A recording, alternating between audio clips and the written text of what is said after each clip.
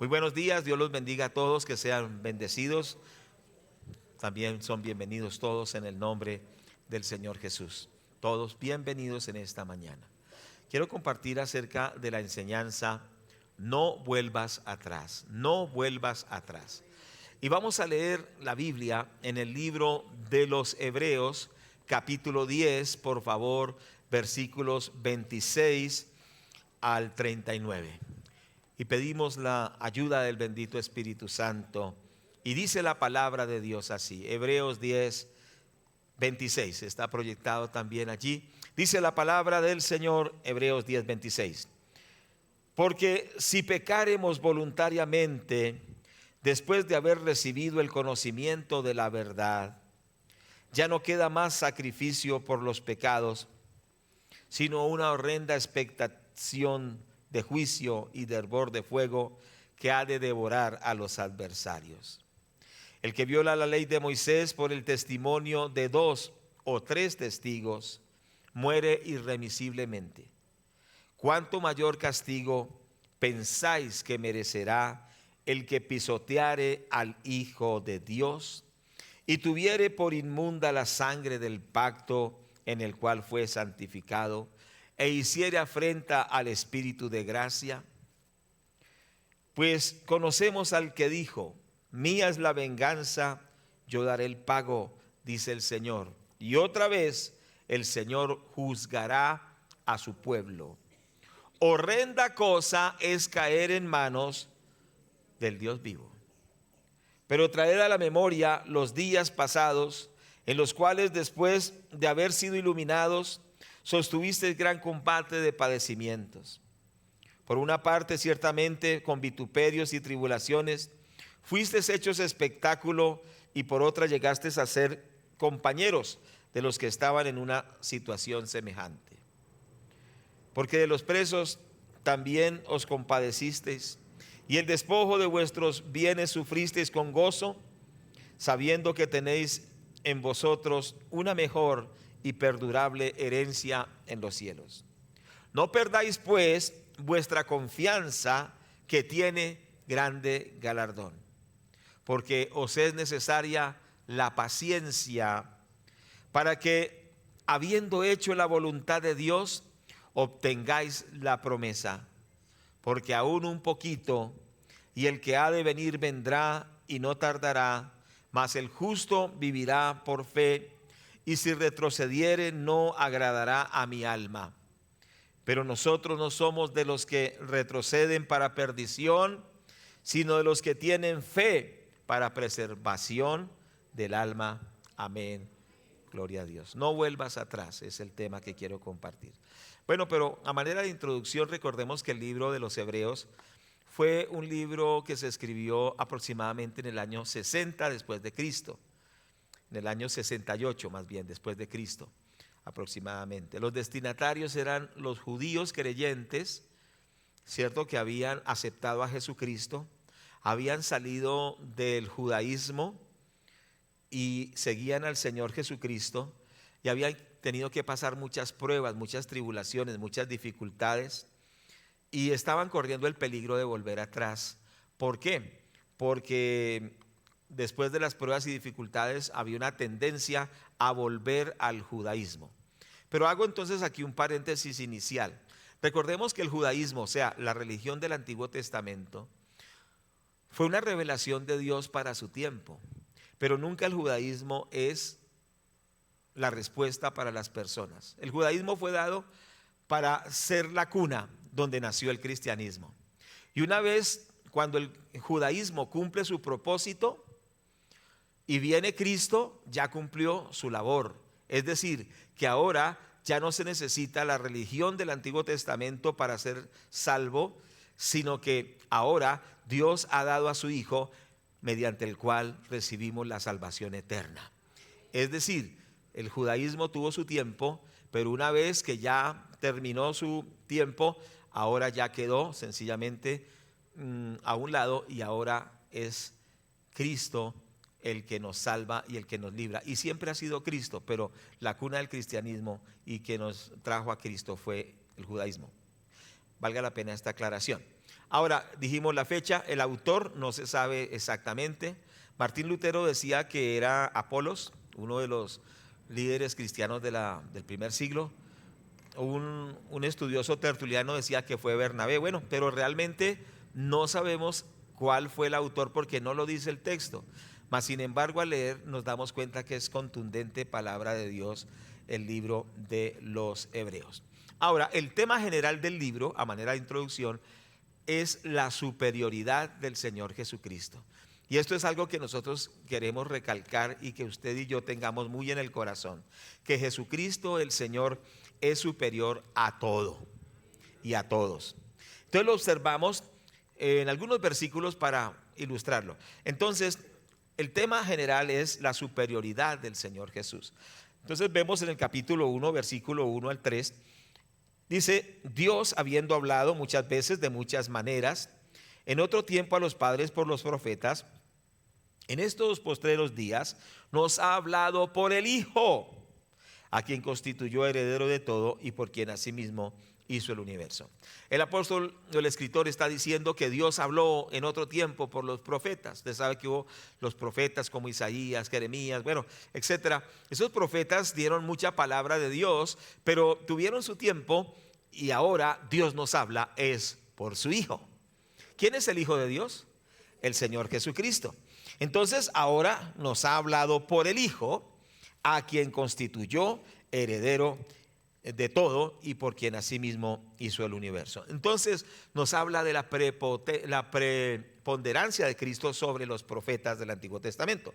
Versículo 3: el cual, siendo el resplandor de su gloria y la imagen misma de su sustancia, quien sustenta todas las cosas con la palabra de su poder, habiendo efectuado la purificación de nuestros pecados por medio de sí mismo, se sentó a la diestra de la majestad en las alturas.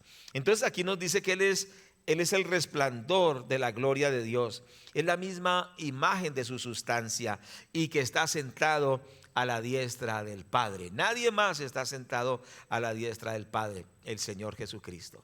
Entonces recalca la superioridad, la grandeza, lo grande que es el Señor Jesús.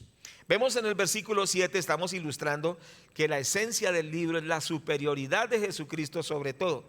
Versículo 7: ciertamente de los ángeles dice: el que hace a sus ángeles espíritus y a sus ministros llama de fuego, mas del Hijo dice: tu trono, oh Dios, por el siglo del siglo, cetro de equidad es el cetro de tu reino. ¿Qué quiere decir? Está hablando de los ángeles. Dice que los ángeles son servidores de Dios, son espíritus ministradores, pero dice que el Hijo Jesucristo es Dios. Vea el versículo 8: mas del Hijo dice: tu trono, oh Dios. ¿Cuántos creen que Jesucristo es Dios? Ha habido tradiciones, por ejemplo, de que la gente invoca ángeles y les pide ayuda a los ángeles, reza a los ángeles, les pone velas a los ángeles, pero está diciendo que eso ya no está en el orden de Dios, porque tenemos que buscar al Señor Jesucristo, que es Dios mismo.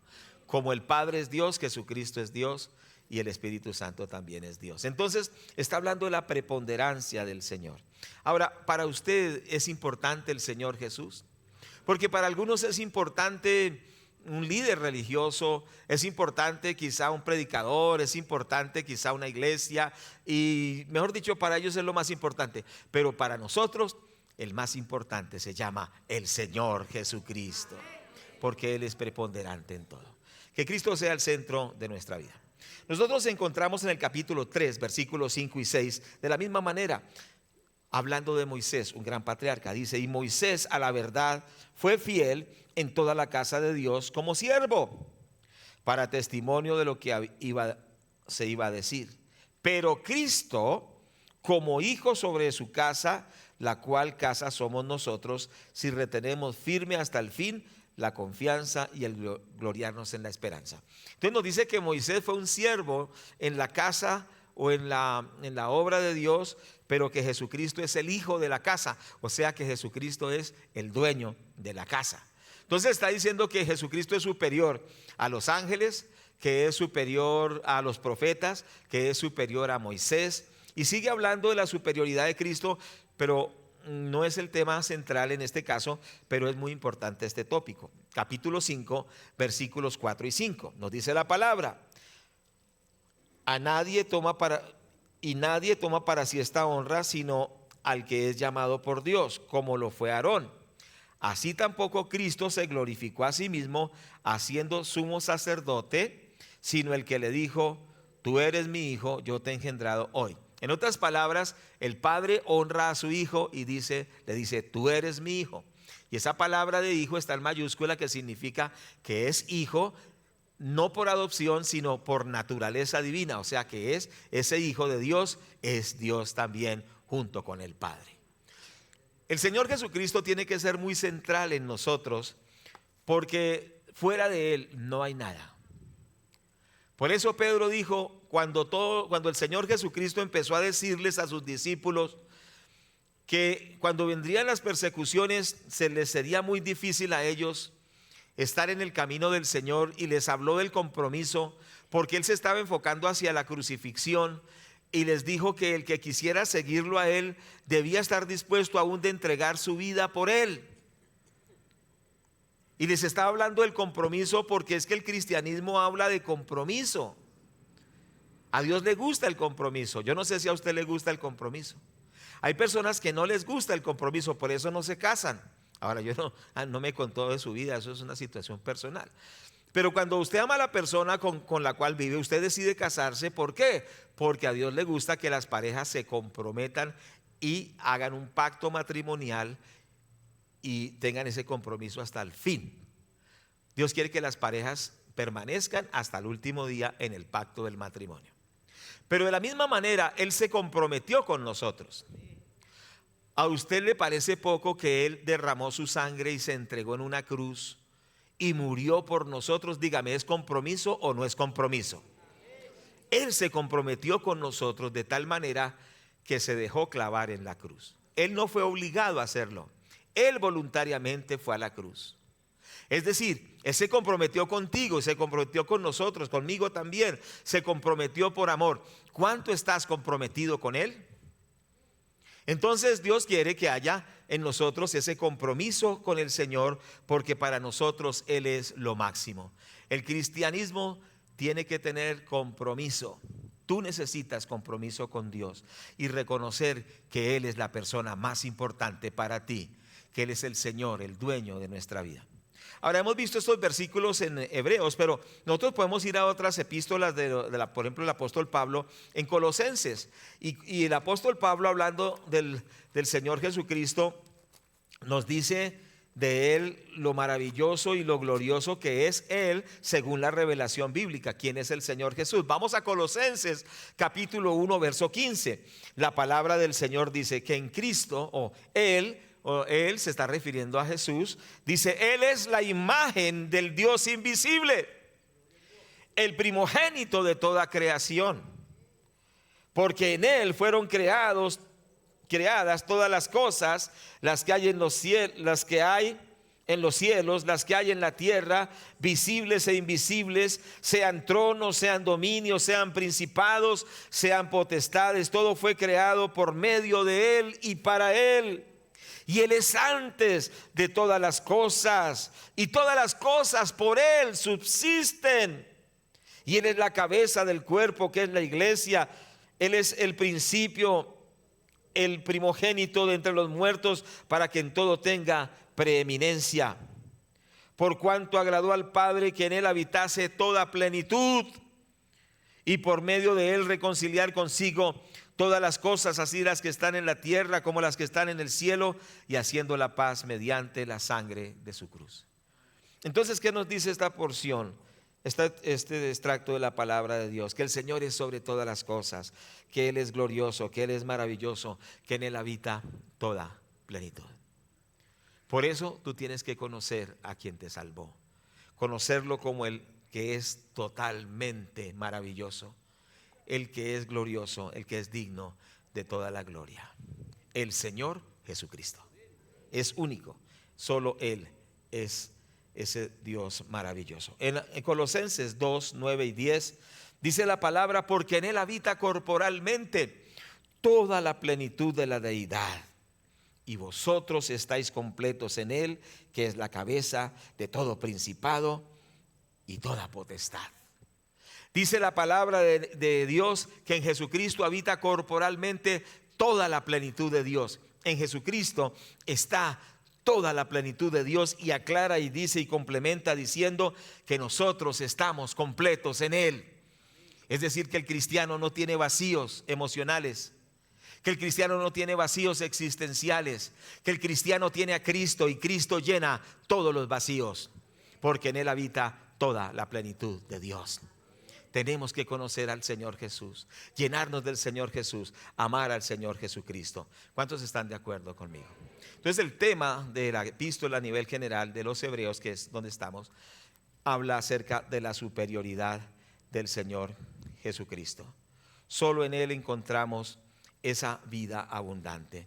Allá en Primera de Pedro, ya solamente este texto, y vamos ya a el texto de Hebreos. En Primera de Pedro capítulo 2 versículo 6 nos dice la palabra de Dios: por lo cual también contiene la escritura: he aquí pongo en Sión la principal piedra del ángulo, escogida y preciosa. El que en él creyere no será avergonzado. Para vosotros pues los que creéis, él es precioso, pero para los que no creen, la piedra que desecharon los edificadores ha venido a ser la cabeza del ángulo. Es decir, él es el fundamento de nuestra vida. Cuando creemos en él, no seremos avergonzados. Cuando creemos en él, somos bendecidos. Para nosotros, Jesucristo es precioso. ¿Cuántos dicen amén? Pero los hebreos, que va la carta, que volvemos a Hebreos capítulo 10, ellos estaban peligrando de apartarse del Señor Jesús. Y es que ese es el peligro de la persona que ha creído una vez en Cristo. Es el peligro de la persona que ha creído en Cristo. Es una situación que tenemos que tener cuidado, y por eso es la advertencia del escritor de la carta. Y vamos a mirar la advertencia allí en el versículo 26 del capítulo 10 de Hebreos. Por favor, vamos allí. La advertencia dice: porque si pecáremos voluntariamente después de haber recibido el conocimiento de la verdad, ya no queda sacrificio por los pecados, sino una horrenda expectación de juicio y hervor de fuego que ha de devorar a los adversarios. El que viola la ley de Moisés por el testimonio de 2 o de 3 testigos muere irremisiblemente. ¿Cuánto mayor castigo pensáis que merecerá el que pisoteare al Hijo de Dios y tuviere por inmunda la sangre del pacto en la cual fue santificado, e hiciere afrenta al Espíritu de gracia? Pues conocemos al que dijo: mía es la venganza, yo daré el pago, dice el Señor. Y otra vez el Señor juzgará a su pueblo. Y concluye esta parte diciendo: horrenda cosa es caer en manos del Dios vivo. Lo que les está diciendo a los cristianos es que ellos, cristianos hebreos, es que ellos un día conocieron a Jesús. ¿Cuántos hemos conocido a Jesús? Diga un amén fuerte. Eso, hemos conocido al Señor. Ahora, ¿para cuántos de nosotros cuando conocimos a Jesús nuestra vida cambió? ¿Sí cambió su vida o no cambió? La palabra del Señor dice: el que está en Cristo, nueva criatura es. ¿Cierto que sí? Fuimos hechos nuevas criaturas. ¿Usted se acuerda el día que se convirtió a Cristo? Yo lo tengo muy nítido en mi mente desde aquel día, hace mucho tiempo. Era un adolescente, pero mi vida totalmente cambió. Y desde ese día nací de nuevo y he seguido a Cristo por tantos años. Gloria a Dios por ese bendito día. Ese día marcó mi vida, antes y después. Porque es que cuando uno entrega su vida a Cristo, lo marca para siempre, y uno nunca vuelve a ser igual. Uno nunca vuelve a ser igual. ¿Por qué? Porque esto no es una religión. No estamos predicando una iglesia, una religión, un dogma. Estamos predicando al Cristo que transforma nuestras vidas. El que nos da vida nueva. El que cuando nosotros creemos en Él nos hace nuevas criaturas, nos hace nacer de nuevo, nos transforma totalmente y nuestra vida cambia totalmente. Eso es el cristianismo. Y si no has llegado a ese punto, tienes que decirle al Señor: Señor, yo necesito conocerte para que mis pecados sean borrados y yo nazca de nuevo. Porque eso es una realidad del verdadero cristiano. Pero entonces aquí está explicando a los cristianos que han nacido de nuevo, pero que por algún motivo, por diferentes circunstancias, vuelve al pecado. Y dice: el que peca deliberadamente. Dice: porque si pecáremos voluntariamente. Esto se llama el pecado deliberado. Es decir, el volver al pecado con una actitud de indiferencia, una actitud de rebelión, una actitud totalmente grotesca. Ahora, ¿cuántos no pecaron en esta última semana? Levante la mano. Ustedes son muy sinceros. Porque el cristiano no quiere decir que no peque nunca. Porque sería una mentira, ¿cierto? Que venga a decir: no, hermanos, que yo hace 4 meses no peco de ninguna manera. Ustedes dirán: qué hipócrita es el pastor. Porque es la verdad. O sea, algo de pronto le pisaron un callo estos días, no sé, a las hermanas de pronto. Y de pronto se enojaron un poquito, pero pecaron, ¿cierto? Quizá algo pasó. Eso no se trata, no estoy diciendo que ocasionalmente el cristiano falla porque somos frágiles. Lo que estoy diciendo, no, tampoco estoy diciendo que nos conformemos y digamos: como somos frágiles, entonces vivamos pecando y pecando. No, sino que nosotros tenemos una actitud de arrepentimiento. ¿Qué es una actitud de arrepentimiento? Que queremos agradar a Dios, que buscamos todos los días a Dios, que leemos su palabra y que nuestra aspiración, nuestro deseo es serle fiel siempre. Esa es la actitud de arrepentimiento. Entonces, esa es la vida normal de un cristiano, por supuesto, y Dios nos va ayudando y vamos superando muchas cosas. Pero lo que está diciendo aquí es que es la persona que peca voluntariamente. Es decir, que deliberadamente sigue pecando y vuelve a esa conducta antigua. Dice que eso es muy, muy delicado. Es algo muy grave. Lo dice el versículo 26: porque si pecáremos voluntariamente, después de haber recibido el conocimiento de la verdad, no queda más sacrificio por los pecados. Es decir, Cristo murió una sola vez. Pero Cristo murió no para que sigamos haciendo lo malo, sino para que dejemos de hacer lo malo. Ya lo hemos explicado muchas veces. Entonces el escritor está diciendo que ya no queda más sacrificio por los pecados, sino una horrenda expectación de juicio y de hervor de fuego que ha de devorar a los adversarios. Muy fuerte esto. ¿Qué es lo que queda? Una expectativa de juicio. De juicio. Yo no lo digo, lo dice la palabra de Dios. Estos son versículos muy impopulares, pero no los puedo quitar de la Biblia, sino que más bien esto nos debe llevar a reflexionar y a decirle: Señor, ayúdame a no volver atrás.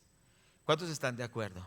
A decirle: Señor, ayúdame a permanecer en tu palabra, ayúdame a ser fiel. Una de las oraciones que yo le hago al Señor es: Señor, nunca me permitas volver atrás. Nunca me permitas pecar contra ti, volverme atrás. No me entregues a mi maldad, porque en el corazón del hombre hay maldad, en el corazón de la mujer también. La naturaleza humana tiende a lo malo. ¿O usted no se ha dado cuenta que su naturaleza lo lleva a lo malo? Pero el Espíritu Santo lo lleva a lo bueno. Por eso dice que sigamos al Espíritu Santo, mas no sigamos a las obras de la carne. Es una batalla de todos los días. Cuando una persona sigue en la maldad, muchas veces Dios los entrega a la maldad.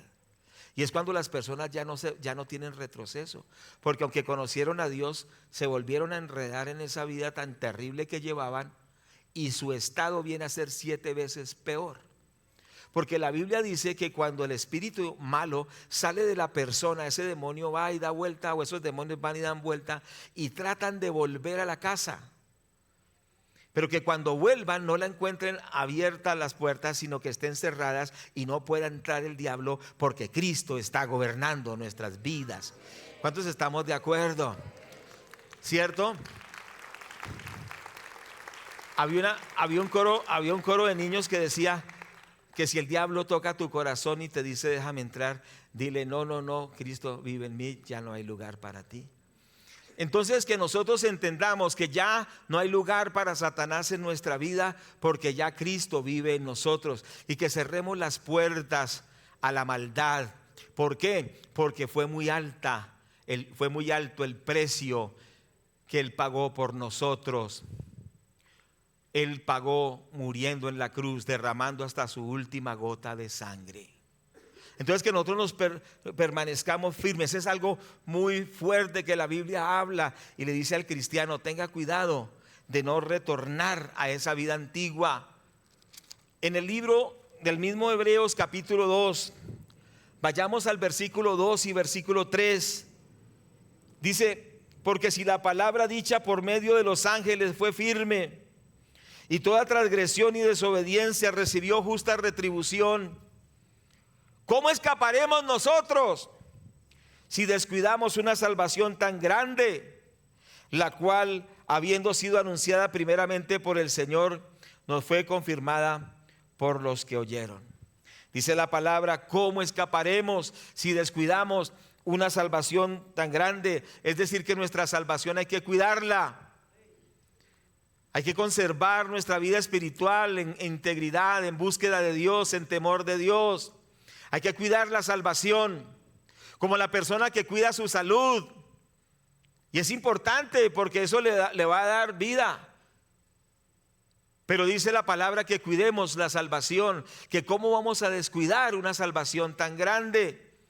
Que le digamos al Señor: Señor, tú has sido tan bueno conmigo, que me has dado la salvación. Yo valoro lo que tú has hecho por mí. Yo quiero cuidar esa vida que me has dado, esa salvación que me has dado, porque me esperas en la gloria eterna. ¿Qué es lo que nos espera a nosotros? Estar con Jesucristo por la eternidad.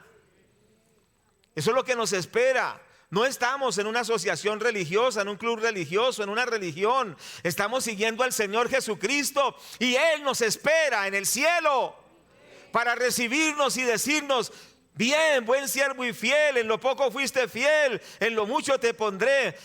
Para decirnos también: bienvenido a casa. ¿Cuántos queremos que cuando vayamos allá Él nos diga: bienvenido a casa? Porque este mundo no es nuestro hogar, nuestra casa eterna está en los cielos. Y eso es lo que nosotros debemos pensar. ¿Qué es lo que Dios quiere? Que permanezcamos, que perseveremos. Porque el que perseverare hasta el fin, ese será salvo.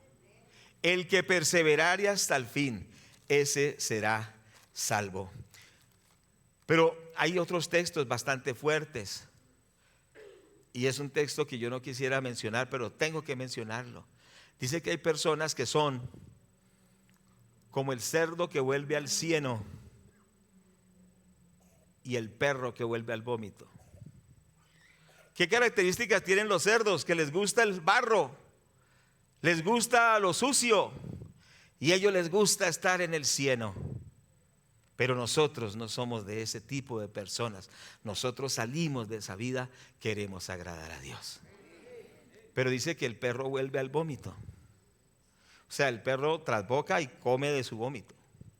Y dice la palabra de Dios que cuidado con eso, porque hay gente que vuelve a la vida antigua, pero Dios no nos trajo aquí para volver atrás, nos trajo para heredar la vida eterna. ¿Cuántos dicen amén? Ya el mundo quedó atrás. No hay nada. ¿Qué nos ofrece el mundo? ¿Qué cosas buenas nos ofrece la vida de pecado? Nada. Desilusión, muerte, condenación eterna. Pero Cristo nos promete la vida eterna, pero nos dice: no vuelvas atrás. No vuelvas atrás. Afiánzate en el Señor, afiancémonos en el Señor. Las cosas del pasado quedaron en el pasado. Ahora Dios quiere que vayamos hacia adelante a lo que Él tiene para nosotros. Ahora, entonces nosotros vemos la advertencia, lo serio de apartarse de Dios. En esta semana que termina, esto también pues fue una guianza de Dios para dar esta enseñanza, porque no tenía esto pensado de compartirlo, pero al ver las circunstancias que tuvimos que pasar la semana anterior, sentí la guianza de Dios de dar este tema. En la semana pasada, estos días, nos tocó estar en 3 sepelios, especialmente en 2 y 1 supimos. Bueno, el primer sepelio, un hombre de 86 años, más de 50 años sirviendo a Cristo. Fue pastor también de alguna iglesia de la Misión Panamericana. Sirvió al Señor hasta el fin. Murió a los 86 años en plena comunión con el Señor Jesucristo. ¿Le parece una gran victoria? ¿Quiere usted seguir ese ejemplo? Esos son buenos ejemplos. Personas que han sido fieles, que nunca han dejado su hogar, que nunca han dejado a Cristo, que nunca han dejado las cosas de Dios, que son firmes. Esos son los modelos que debemos seguir. Ejemplos de virtud, ejemplos de consagración. Hay gente de carne y hueso que ha vivido para Cristo hasta el fin. Son ejemplos para nosotros. Claro que nuestro máximo ejemplo es el Señor Jesucristo. Por supuesto que sí. Segundo caso más bien. Una hermana de 103 años.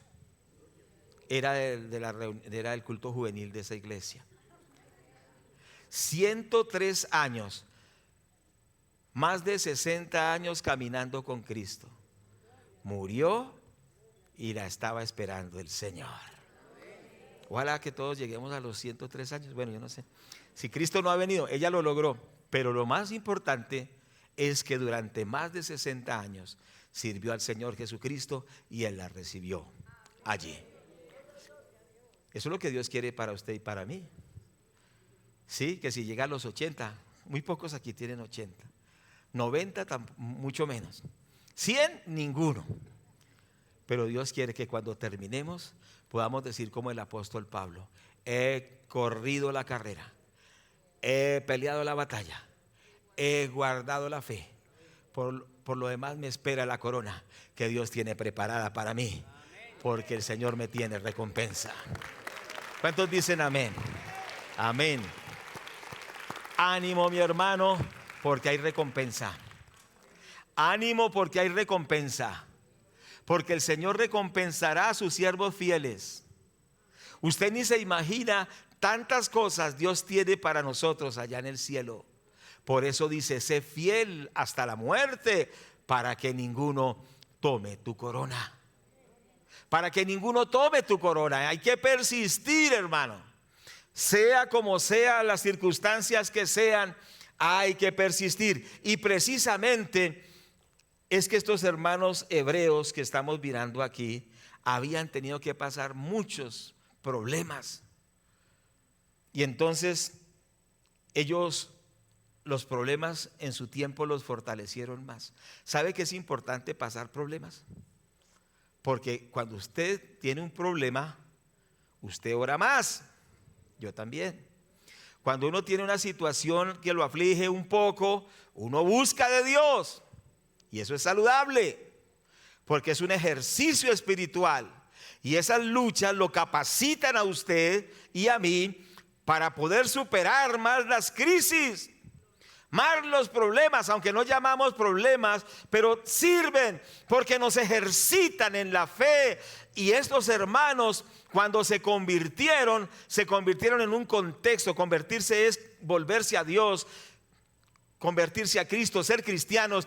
Era en un momento histórico muy peligroso, porque empezando que eran judíos, y un judío que veía a otro judío convertirse a Cristo, pues sencillamente dice: hay que matarlo. Por eso a muchos los apedrearon, por eso a muchos los quemaron vivos, por eso era una persecución tremenda. Pero en medio de las persecuciones ellos no volvieron atrás. Esto lo vemos en los versículos, por favor, 32 en adelante.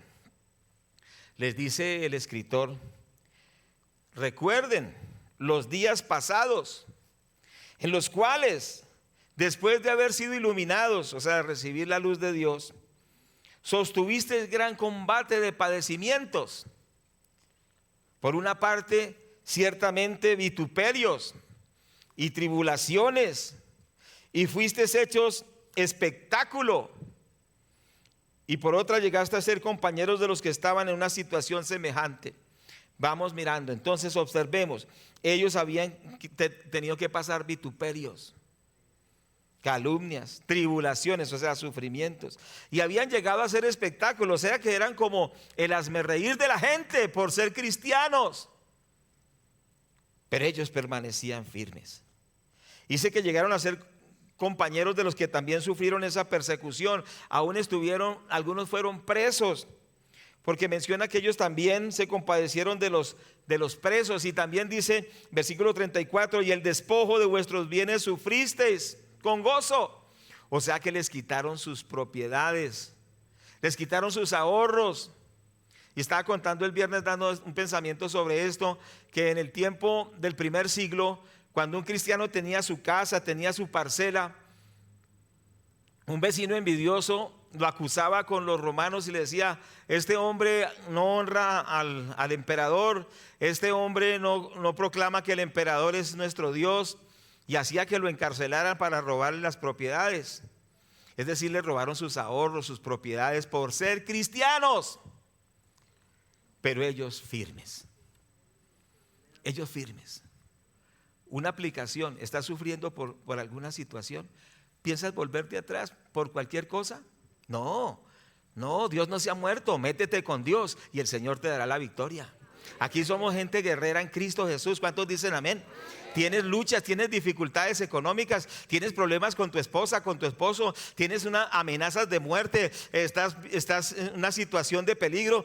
No tengas miedo, entiende que Dios te da la respuesta, pero tienes que meterte con Dios en oración, en persistencia, en la palabra. El Señor dice: he aquí, a poco tiempo Satanás será aplastado bajo vuestros pies. Es una promesa que Dios le hace a una iglesia en Apocalipsis. Y le quiero decir, si sigues persistiendo, toda fuerza satánica será aplastada bajo tus pies y el Señor te dará la victoria. Pero levántate y guerrea, levántate y pelea, levántate en el nombre de Jesús. Nunca pienses volver atrás, porque Dios está contigo, y si Dios está contigo, ¿quién contra ti? Lucha la buena batalla de la fe, echa mano de la vida eterna. No pienses volver atrás ni un centímetro, porque está diciendo la palabra de Dios en el versículo 38 de Hebreos 10, que es el texto básico. Está diciendo: mas el justo por la fe vivirá, y si retrocediere, no agradará mi alma. Es decir, Dios no se agrada de los que retroceden, de los que van para atrás, de los que dicen no sigo más. Dios no se agrada de las personas que abandonan el llamamiento y la vocación. Dice que si retrocediere, no agradará su alma. Pero aquí hay una palabra que quiero que usted la lleve marcada en su corazón, que está en el versículo 39, que dice: pero nosotros no somos de los que retroceden para perdición, sino de los que tienen fe para preservación del alma. Yo les pido el favor que nosotros declaremos esta palabra todos ahí donde estamos. ¿Cuántos dicen amén a esto? Vamos a leerla, pero no solo leerla, la vamos a confesar en nuestra vida, porque aquí ninguno vuelve atrás. Todos estamos firmes por la gracia de Dios y no vamos a retroceder, porque todo lo podemos en Cristo que nos fortalece. Yo he vivido más de 50 años en Cristo, pero no quiero, si vivo 60 o 70 o 80, nunca quiero volver atrás. Y creo que puedo ser un ejemplo para ustedes, aunque me falta mucho todavía. Pero aquí ninguno para atrás, siempre con Cristo para adelante. Y vamos a confesar esta palabra. Leámosla con fe. Pero nosotros no somos de los que retroceden para perdición, sino de los que tienen fe para preservación del alma. Lo volvemos a leer con autoridad y fe. Pero nosotros no somos de los que retroceden para perdición, sino de los que tienen fe para preservación del alma. Tenemos fe para preservar el alma y entrar al cielo con el Señor Jesucristo. Gracias a Dios. Bendito el nombre de Dios. Entonces, 3 sepelios, ya les mencioné de 2, falta uno. Este es un caso triste, diferente. Una persona que conoció el Evangelio, estuvo con nosotros en la iglesia. Bueno, pero se apartó. Cuidado. Hay gente que se aparta, habla mal de las iglesias, habla mal de la gente. Pero recuerde que no hemos creído en una iglesia ni en un pastor, hemos creído en Dios. Lo cierto, se apartó de Dios y tristemente en un accidente perdió la vida.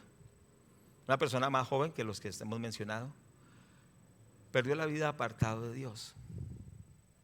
Es muy triste. En la inmoralidad, en el vicio. Perdió. Yo no digo que perdió su salvación porque yo no lo sé. Porque el único que sabe quién se salva y quién se pierde es Dios.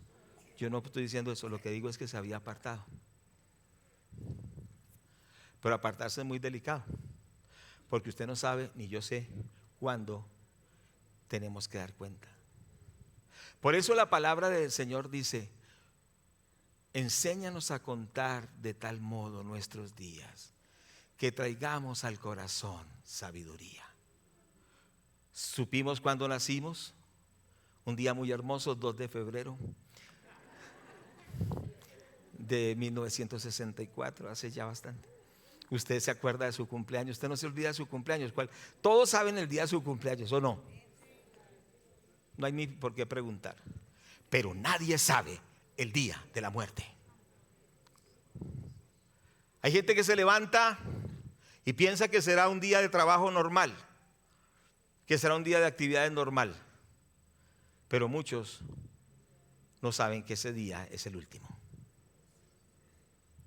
Y lo grave es que la persona muera en sus pecados. Y ahí es donde la cosa se pone delicada y grave. ¿Por qué? Porque o nos salvamos o nos perdemos. Cristo nos ofrece vida eterna y salvación eterna, pero también nos dice que perseveremos hasta el fin. ¿Cierto que sí? Dice la palabra de Dios: retén lo que tienes para que ninguno tome tu corona. ¿Qué quiere decir? Que Dios nos ha dado la salvación, nos tiene grandes bendiciones en la eternidad, también en esta vida, porque aquí también nos bendice mucho, pero tiene lo más grueso allá en la otra vida. Pero Él dice: retén lo que tienes para que ninguno tome tu corona. ¿Qué es lo que quiere decir? Que Dios tiene para cada uno grandes galardones, grandes bendiciones, grandes cosas en esta vida y en la eterna. Pero Él dice: he aquí, yo vengo pronto. ¿Cuántos creen que Cristo viene pronto? He aquí, yo vengo pronto. Vivimos a la luz de su segunda venida. Todos esos terremotos que están pasando en el mundo, ¿no le parece como raro? Terremotos aquí, terremotos allá, terremotos en el norte, en el sur, por todo lado terremotos. La tierra tiembla cada vez más, anunciando que Cristo viene pronto. El que tiene entendimiento comprenda que está a las puertas el Hijo de Dios. Por eso Él dice: he aquí, yo vengo pronto. Retén lo que tienes. ¿Qué tenemos? La salvación, la presencia de Dios, la vida de Dios. Pero dice que la retengamos, que la cuidemos. La palabra de Dios dice que cómo escaparemos si descuidamos una salvación tan grande. Ya lo leímos en Hebreos. Retengamos lo que Dios nos ha dado para que ninguno tome tu corona. ¿Qué quiere decir esto? Quiere decir que usted está en la cabeza de una fila muy larga. Quizás sea una fila de 50, de 100, de 200 personas. Pero usted está a la cabeza de esa fila. ¿Ya nos ubicamos? Entonces Dios tiene para usted destinadas tantas cosas buenas, principalmente la salvación, pero tantas cosas, los galardones en el cielo, tantas bendiciones que ni nos imaginamos. Y usted está primero en la fila. Pero le dice el Señor y me dice a mí, retenga lo que Dios le ha dado para que ninguno tome tu corona. ¿Qué quiere decir?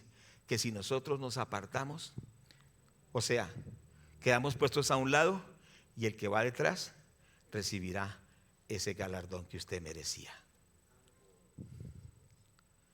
Hay muchos detrás de usted que si usted no es fiel recibirán lo que Dios tenía para usted. Pero yo creo que todos ustedes, me incluyo, no vamos a perder lo que Dios tiene, sino que vamos a retener lo que Dios tiene para nosotros. ¿Cuántos dicen amén? Creo que son una iglesia sabia, una iglesia entendida, y que Dios nos va a dar todo lo que tiene para nosotros y que ninguno va a tomar la bendición que tiene el Señor para nosotros.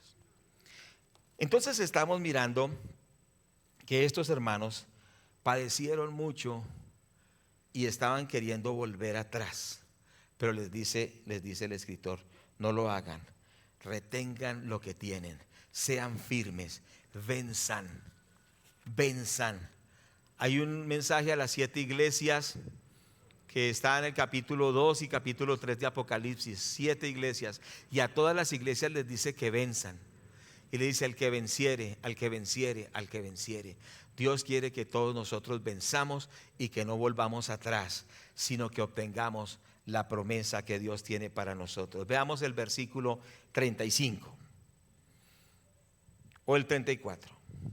Porque de los presos también os compadecisteis y el despojo de vuestros bienes sufristeis con gozo, sabiendo que tenéis en vosotros una mejor y perdurable herencia en los cielos.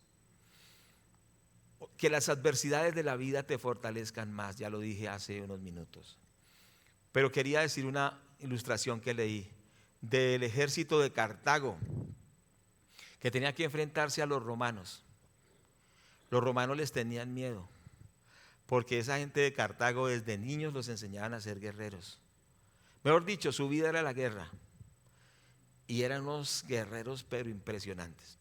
Pero antes de ir a donde los romanos hubo un invierno muy crudo y ellos tuvieron que resguardarse en una ciudad muy cómoda, y en esa ciudad pasaron el invierno.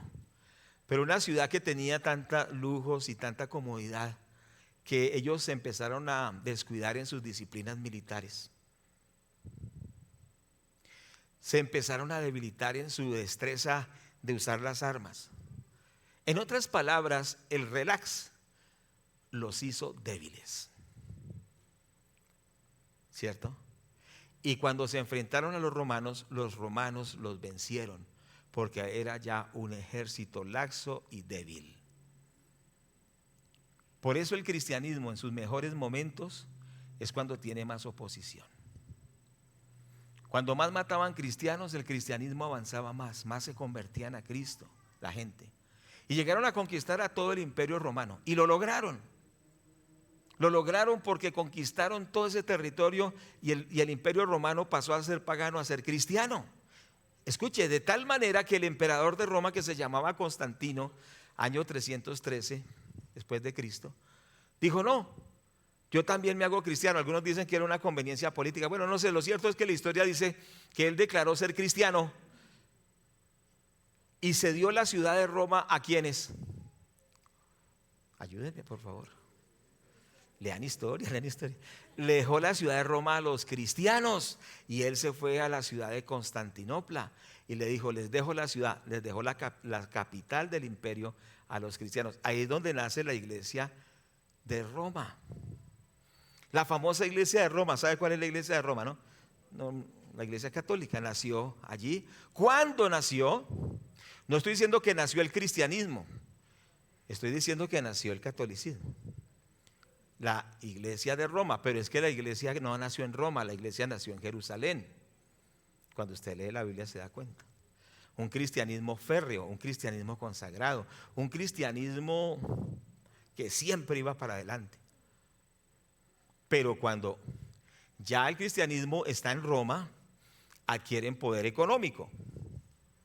Ya toman todos esos templos de que eran de los paganos, ahora son de ellos. Toman poder económico, poder social, poder político.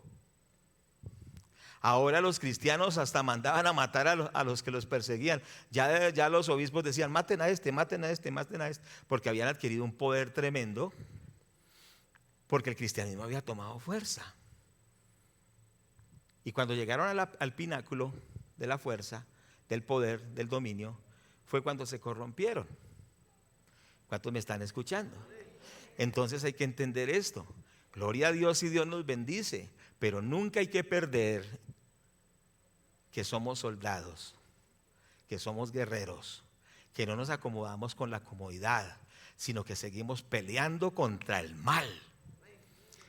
Seguimos siendo cristianos desde lo profundo de nuestro corazón y guerreamos contra las fuerzas del diablo, arrebatándole las almas al enemigo y extendiendo el reino de los cielos. Nunca la actitud para nosotros diciendo, ya tengo tantas cosas buenas. Olvídese de eso. El cristianismo no es para nuestra comodidad.